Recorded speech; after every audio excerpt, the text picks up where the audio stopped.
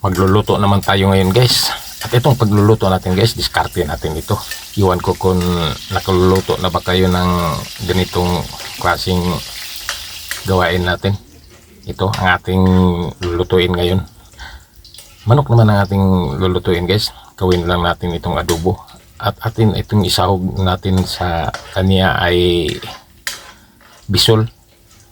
Bisol kung tawag dito sa atin, apara. Iwan ko kung anong tawag ninyo sa inyo nitong klaseng parang kamuti ito siya guys. At ito atin ang ilagay ng ating manok na ginayad. Minarinit na natin ito siya guys. Atin mo nang halu-haluin siya. Ito ang ating discarding luto. Lutong bahay lang ito guys siya guys. Pang ulam natin ngayon. Parang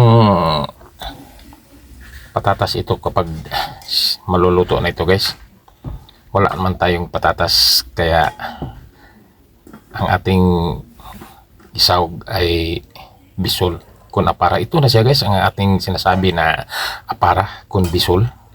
Ito, iwan ko kung anong tawag nyo sa inyo ito. Pwede itong masahog sa binignit. Parang kamuti ito siya guys. Pero iba ito sa kamuti.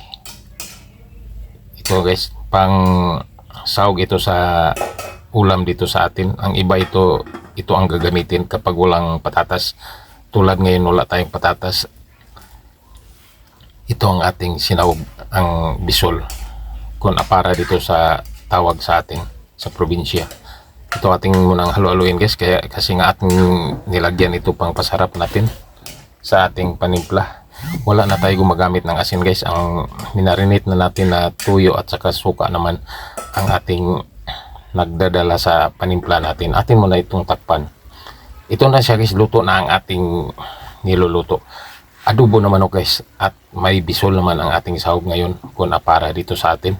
Ito siya guys, ang ating pang ulam ngayon nating ngayong gabi.